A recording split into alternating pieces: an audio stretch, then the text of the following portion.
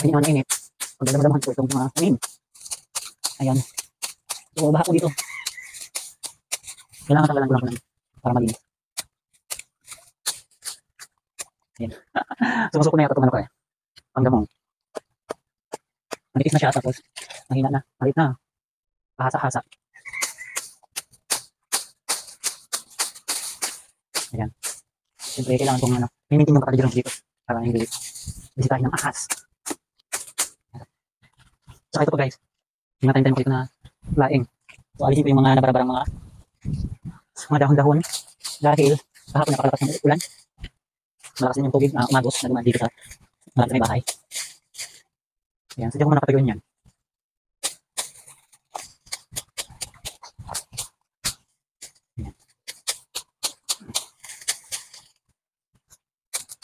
Ayan, so itong oras ang maganda mag-gama. Ayan, malinis ang tubig dito. Dito tayo sa ibang lugar. Nakakadumi. Ayan, tapos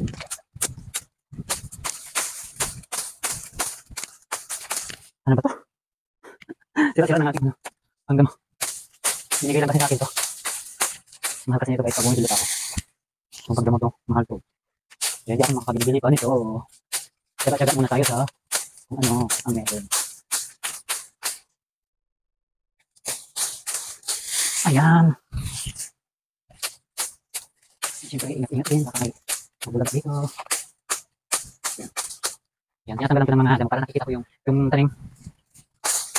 Ay, sorry. Nakadamay. Ito bawasan ko na dito. Para nakikita ko lang yung lalim. Na ganito. May papaya dito guys. Oh.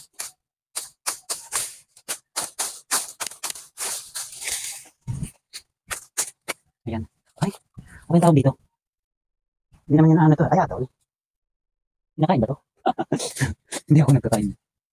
Ayan, tawag dito sa amin guys nito, linsa. Sa Tagalog tawag yata nito, gabi. Gabi. Oo, gabi. Kasi yung ibig sabihin, ginisa sa gabi. May ginisa sa sampalok. Yung mga example.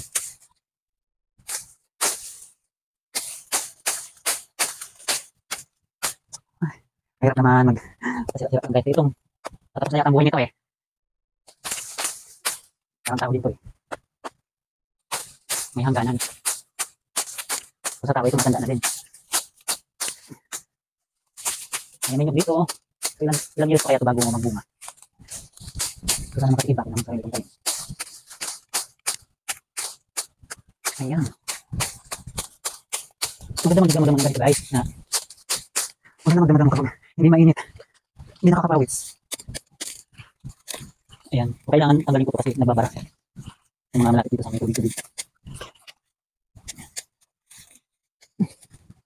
Nakikita ko ba ako? Hindi yata ako nakikita. Ayan.